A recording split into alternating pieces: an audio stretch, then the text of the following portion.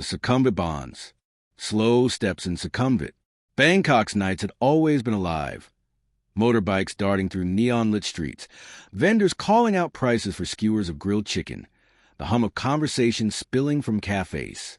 For Nyren, 26 years old and newly single after 5 years in relationship, the city felt both familiar and alien. Every sound seemed to carry echoes of Arun, his ex-boyfriend, who had left for studies abroad a year ago. At first, Nyren had tried to hold on. They had promised each other that distance wouldn't break them. Video calls, long emails, care packages. It was all supposed to bridge the gap, but as months passed, the warmth of those gestures cooled. Nyren, once the optimistic one, began to unravel. He grew restless, irritable, unable to reconcile the closeness they once had with the emptiness of absence. When the breakup finally came 4 months ago, it was quiet, almost anticlimactic. Arun cried. Nyren stared at the floor, numb. Now, the places they had once claimed together. The cafe with mismatched chairs, the riverside park where they had watched lanterns drift into the sky, felt haunted. Even his apartment seemed to breathe with Arun's presence. He knew he couldn't stay. He needed a change, a new space where the shadows of the past couldn't reach him. That was how he found himself standing in front of a modern condo building in Sukhumvit, suitcase in hand. The building wasn't remarkable. Glass panels, polished lobby floors, the faint scent of jasmine from a decorative arrangement. But it was new to him. His best friend, Phum, lived here already. Phum was asexual. He had told Nyren years ago, with quiet honesty, that sex wasn't part of how he experienced love. But romance? That was something he longed for. He wanted companionship, intimacy, someone to share life with. Yet, his search was fraught with complications. Most people he met couldn't understand his boundaries. They wanted more than he could give, or they dismissed his feelings as incomplete. He had tried dating apps, blind dates, even introductions through friends. Each time, it ended with awkward conversations, unmet expectations, or quiet heartbreak. Love shouldn't come with terms and conditions. Phum had once said, half joking, half serious. But for me, it always does. Nyren admired his resilience. Despite the disappointments, Phum kept looking. He believed in love, even if it seemed elusive. And now, as Nyren moved into the same building, he thought being near Phum might help anchor his drifting self. The first days in the new condo were a blur of unpacking, arranging furniture, and trying to convince himself this was home. He kept the curtains open, letting in the city lights at night, as if to remind himself he wasn't alone. Still, loneliness pressed in. He would wander down the lobby in the mornings to pick up deliveries, groceries, small packages, the mundane necessities of life. It was during one of these routines that he first noticed a man next door. Tall, broad-shouldered, with an easy smile, the neighbor looked like someone who had stepped out of a lifestyle magazine. His name, Nyren would later learn, was Thanakorn, though most called him Korn. He was 28. 2 years older, and carried himself with effortless charm. Yet, there was something clumsy about him, too. He would fumble with his keys, drop his phone, spill coffee on his shirt.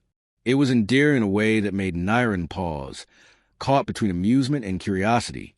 Their first encounters were awkward. Nyren would be collecting packages when Korn appeared, juggling bags or balancing takeaway coffee. Once, Nyren witnessed a breakup unfold right in front of him. Korn's girlfriend storming out, shouting accusations, while Korn stood bewildered. Another time, a boyfriend left in tears, muttering about Korn's inability to commit. Nyren, still raw from his own heartbreak, found himself both sympathetic and uncomfortable. For weeks, their interactions were limited to polite nods, brief smiles, the occasional good morning. Nyren kept his distance, retreating into the safety of his apartment and the company of Phum. Phum would drop by often, carrying snacks or stories. He had a way of grounding conversations, steering them away from romance and into broader currents, work, hobbies, the absurdity of dating apps. Yet, beneath his humor, Nyren could see the quiet ache. Phum wanted love, but his experiences had left him cautious. One evening, as they sat in Nyren's apartment eating mango sticky rice, Phum sighed. "I met someone last week," he said. We talked for hours. It felt good. But then he asked if I was saving myself for marriage. When I explained, he said he couldn't do it, that it wasn't real love without sex. Nyron frowned. That's unfair. Fum shrugged. It's the same story, just different words. I want romance, not sex. But most people don't see the difference. Nyron reached for his hand, squeezing it gently. You deserve someone who understands. Fum smiled faintly. Maybe. Or maybe I'm just chasing something that doesn't exist. Nyron didn't know what to say. He was still learning how to navigate his own heartbreak, but he admired Fum's courage. Despite rejection, he kept searching. 3 months passed, and the awkwardness with Korn began to fade. One evening, Nyron found himself in the elevator with him, both carrying groceries. The elevator stalled briefly between floors, a minor glitch that left them standing in silence. Korn chuckled. Guess we're stuck together, he said. Nyron smiled despite himself.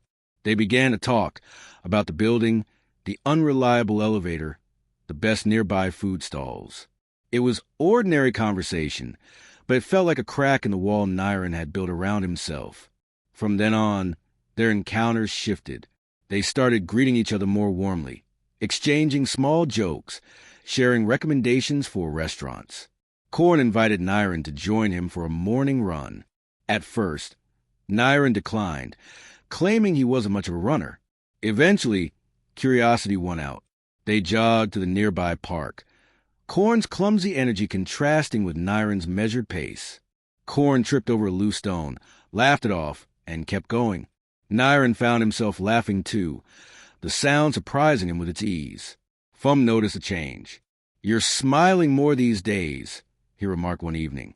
Nyron shrugged, embarrassed. It's nothing, he said. But he knew it wasn't nothing. Korn's presence was beginning to stir something in him, a reminder that connection was possible even after loss. Meanwhile, Fum's own story continued. He met people, tried dates, but each time the same barrier arose. Some were kind but confused, others dismissive. He longed for someone who would see him as whole, who would understand that romance could exist without sex. His failures weighed on him, but he never stopped trying. Maybe love is like you're running, he told Nyron once, half smiling. You don't think you can do it, but you try anyway. You stumble, you laugh, you keep going. Nyron thought about that often. Bangkok had a way of swallowing silence. Even in the quietest hours, the city hummed. Motorbikes revving down narrow sois, vendors clattering walks, neon signs flickering against the night sky. For Nyron, the condo was beginning to feel less like a temporary refuge and more like a place where he could breathe. The walls no longer echoed with the rune's absence quite so loudly, though the memories still lingered like faint shadows. What surprised him most was how much the rhythm of daily life in the building had shifted. Korn, the neighbor with clumsy charm, had become a fixture in his mornings, and Fum, his best friend, was a constant reminder that love came in many forms, even when the world didn't always understand. It started with small things. Nyron and Korn would bump into each other at the lobby, both reaching for deliveries. Korn always seemed to be juggling too much, bags slipping from his hands, coffee threatening to spill, keys dangling precariously. Nyron found himself stepping in, catching a bag before it hit the floor, steadying Korn's elbow when he stumbled. Each time, Korn laughed, a sound that was warm and unguarded. "You're saving me again," he would say, grinning. Nyron would shake his head, amused despite himself. The awkwardness of witnessing Korn's breakups began to fade too. At first, Nyron had cringed when girlfriends or boyfriends stormed out, leaving Korn bewildered in the lobby. But over time, he realized Korn wasn't careless, just unlucky. He wanted connection, but something about him, perhaps his clumsiness or his inability to articulate deeper feelings, made relationships slip through his fingers. Nyron, still nursing his own wounds, recognized the fragility in that. They were both searching in their own ways. One night, Nyron returned late from work, stomach growling. The lobby smelled faintly of fried garlic and chili, and he realized Korn was standing outside with a takeaway bag. "Hungry?" Korn asked, holding up 2 boxes of pad thai. "I ordered too much." Nyron hesitated, then nodded. They sat on the low wall outside the building. Plastic boxes balanced on their laps.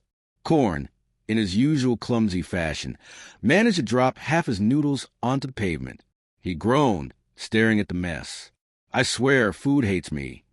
Nyron laughed, the sound surprising him with its ease. "Or maybe you just don't know how to hold chopsticks properly." Corn grinned sheepishly. "Teach me, then." So Nyron did, guiding his hand, showing him how to grip the chopsticks with steadiness. Their fingers brushed, and for a moment, the air felt charged. Corn's laughter broke the tension. "See? You're saving me again." It was ordinary, almost silly, but it cracked open something new. They weren't just neighbors anymore. They were sharing moments. Another evening, Bangkok skies opened without warning. Nyron had just stepped out of the convenience store when the downpour began. Sheets of rain hammering the street. He ducked under the awning, only to find Corn already there, dripping wet, clutching a bag of groceries. "Guess we're stuck," Corn said, shaking water from his hair. Nyron smirked. "You should check the forecast before you go out." "I like surprises," Corn replied, grinning. "Keeps life interesting." They stood shoulder to shoulder, watching the rain flood the street. A tuk-tuk splashed past, sending water spraying. Corn laughed, and Nyron found himself laughing too. For a moment, the storm didn't feel inconvenient. It felt like a shared secret, a pocket of time carved out just for them. When the rain eased, Corn offered to walk Nyron back. Their steps matched, their conversation easy. By the time they reached the condo, Nyron realized he hadn't thought of Arun once during the walk. That realization startled him, but it also felt like relief. While Nyron was rediscovering laughter, Phum was wrestling with his own quiet battles. His search for romance was ongoing and often painful. He wanted companionship, intimacy, someone to share life with. But his boundaries, his lack of interest in sex, were misunderstood by most. He had tried dating apps, blind dates, introductions through friends. Each time, it ended with awkward conversations, unmet expectations, or quiet heartbreak. One night, Phum sat across from Nyron, his expression weary. "I met someone again," he said. "We talked for hours. It felt good. But then he asked if I was saving myself for marriage. When I explained, he said he couldn't do it, that it wasn't real love without sex." Nyron frowned. "That's unfair." Phum shrugged. "It's the same story, just different words. I want romance, not sex. But most people don't see the difference." Nyron reached for his hand, squeezing it gently. "You deserve someone who understands." Phum smiled faintly. "Maybe, or maybe I'm just chasing something that doesn't exist." But Nyron knew better. Phum's longing was real. His desire for love as valid as anyone else's. He admired his resilience. Despite rejection, Phum kept searching. He believed in love, even if it seemed elusive.